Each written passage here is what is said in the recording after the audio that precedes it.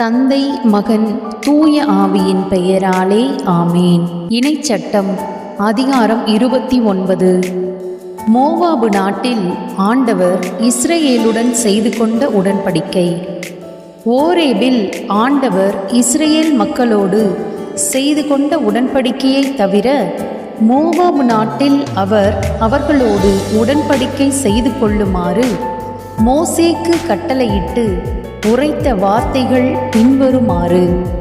மோசே இஸ்ரவேலர் அனைவரையும் வரவழைத்து கூறியது: எகிப்து நாட்டில் பார்வோனுக்கும் அவன் அலுவலர் அனைவருக்கும் அவன் நாடு முழுமைக்கும் உங்கள் கண்முன்பாக ஆண்டவர் செய்தவற்றை நீங்கள் கண்டீர்கள்.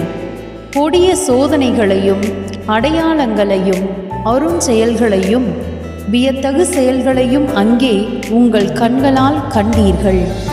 ஆயினும் புரிந்து கொள்ளும் உள்ளத்தையும் காண்கின்ற கண்களையும் கேட்கின்ற செவிகளையும் இந்நாள் வரை ஆண்டவர் உங்களுக்கு தரவில்லை. 40 ஆண்டுகள் நான் உங்களை பாலை நிலத்தில் கூட்டி வந்தேன்.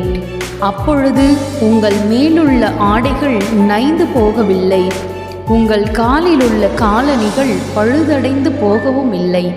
நீங்கள் அப்பம் உண்ணவோ ரசம் குடிக்கவோ மதுபானம் அருந்தவோ இல்லை. இதனால் நானே கடவுளாகிய ஆண்டவர் என்று நீங்கள் உணர்ந்து கொண்டிருக்கிறீர்கள். நீங்கள் இந்த இடத்திற்கு வந்தபோது எஸ்போனின் அரசனாகிய சீகோனும் பாசானின் அரசனாகிய ஓகும் நமக்கு எதிராக போர் புரிய வந்தனர். நாம் அவர்களை முறியடித்தோம்.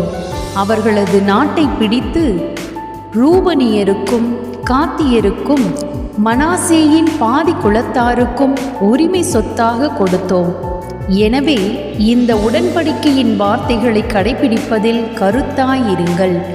அப்போது நீங்கள் மேற்கொள்ளும் அனைத்து செயல்களிலும் நீங்கள் நிறைவு பெறுவீர்கள்.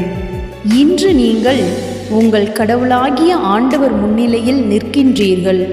உங்கள் குலங்களின் தலைவர்களும் உங்கள் பெரியோர்களும் உங்கள் அலுவலர்களும் இஸ்ரவேலின் ஆடவர் ஏனையோரும் உங்கள் சிறுவரும் உங்கள் மனைவியரும் உங்கள் பாளையத்தில் உங்களோடு உள்ள அந்நியராகிய விறகு வெட்டியும் தண்ணீர் சுமப்பவனும் ஆகிய எல்லோரும் நிற்கின்றீர்கள்.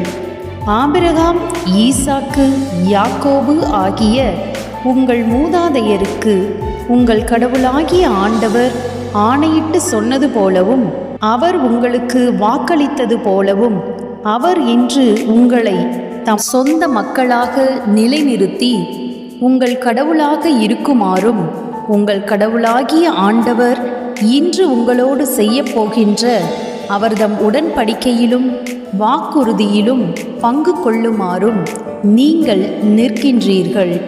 வாக்குறுதியுடன் கூடிய இந்த உடன்படிக்கையை உங்களோடு மட்டும் அவர் செய்து கொள்ளவில்லை, மாறாக இங்கு நம்மோடு நம் கடவுளாகிய ஆண்டவர் முன்னிலையில் நிற்கின்றவர்களோடும் இன்று இங்கு நம்மோடு இல்லாதவர்களோடும் செய்து கொள்கிறார்.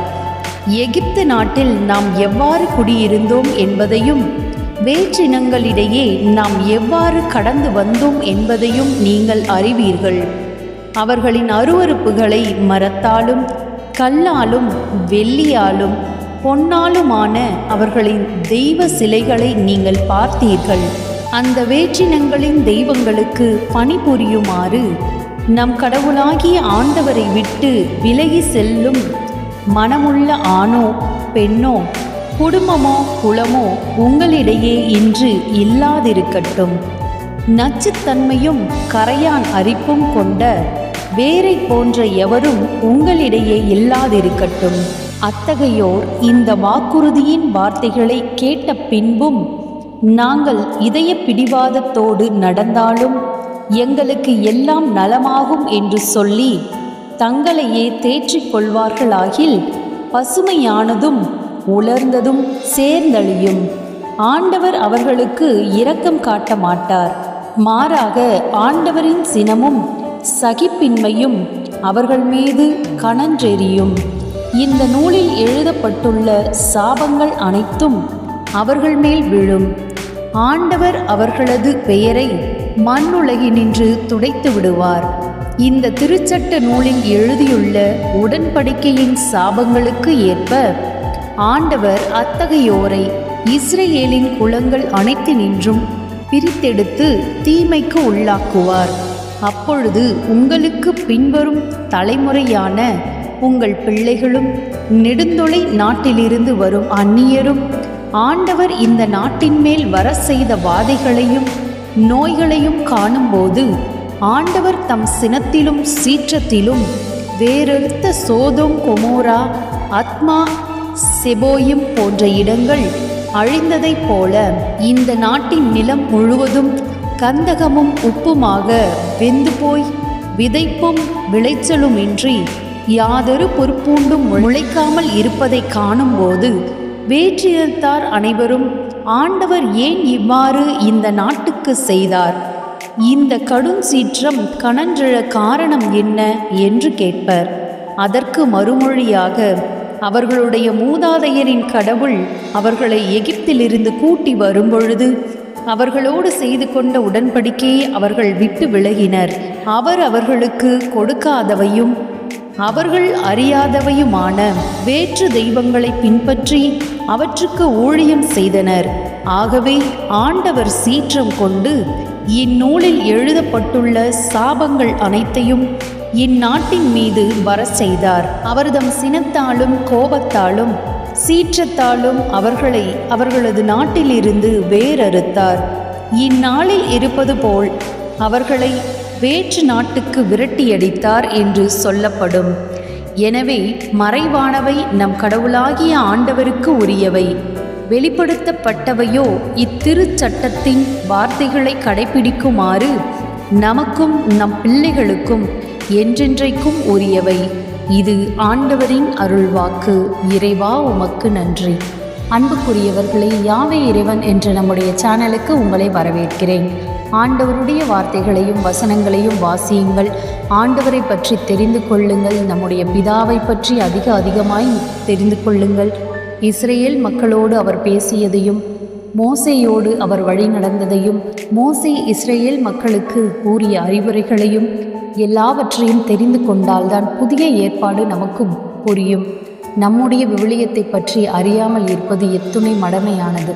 ஆண்டவருடைய வார்த்தைகளை அனுதினமும் வாசியுங்கள். விவிலியம் ஒரு தேன்கூடு. அது வாசிக்க வாசிக்க உங்களுக்கு இனிமையாக இருக்கும். அந்த இனிமையை சுவைத்து பாருங்கள். இடைவிடாது ஜெபியுங்கள். ஆண்டவரிடத்தில் ஜெபிக்க ஒரு நாளும் மறவாதீர்கள். விவிலியத்தை வாசிக்கவும் மறவாதீர்கள். 60-70 வருடங்கள் வாழ்ந்து மறையப்போகிற நம்முடைய இந்த உடலுக்காக என்னென்னவோ முயற்சிகள் செய்கிறோம். அழகுபடுத்துகிறோம், ஆடைகள் வாங்குகிறோம், நகைகள் வாங்குகிறோம், நிலத்தை சேர்க்கிறோம். அழியாமல் ஆண்டவரிடத்தில் சென்று நித்தியத்திற்கும் வாழப்போகிற ஆன்மாவிற்காக நாம் என்ன செய்கிறோம் என்று யோசித்து பாருங்கள்.